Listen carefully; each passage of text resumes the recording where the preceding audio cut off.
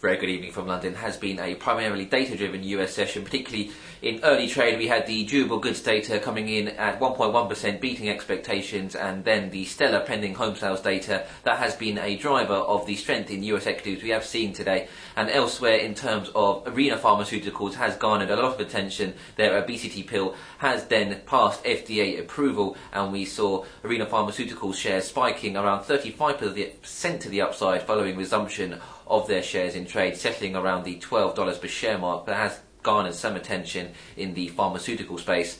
Elsewhere, in terms of market information, we've had the US 5-year note auction, a yield tail of around 1.8 basis points and a soft bid to cover that did precipitate some selling in the US note futures, the 10-year future in reaction dropping around 5 ticks. However, since then, there's been some heavy dip buying in terms of month-end flows, and US 10 years at the pit close clawing back those losses and trading around their session highs into the close there.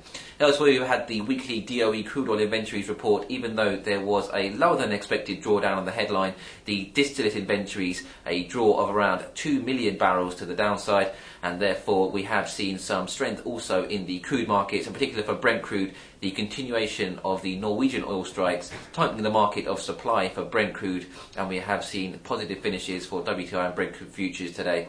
In the currency space, we have seen the dollar index trading in positive territory across the board in some general tone heading in towards the EU summit. Some risk aversion being noted and flows into the US dollar, and there has been particular weakness in terms of the sterling currency following the UK mortgage data today.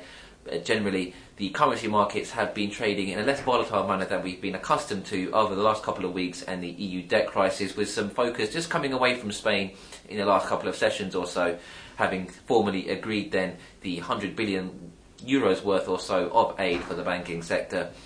Attention then turns to the data tomorrow. We have the UK and US GDP readings, the final readings for this quarter, and we've also got, in terms of market moving data, the US weekly initial jobless and continuing claims, but a focus will again come upon the EU summit, which does begin tomorrow. Market expectations are generally quite low. We saw the sharp sell-off across the riskier asset classes on Monday in terms of pricing in for the EU summit, but there could be some potential moves to the upside with growth measures due to be discussed between the EU leaders. But other than that, that's it from me. Hope you have had a good trading day today, and we'll join you bright and early at the usual time tomorrow.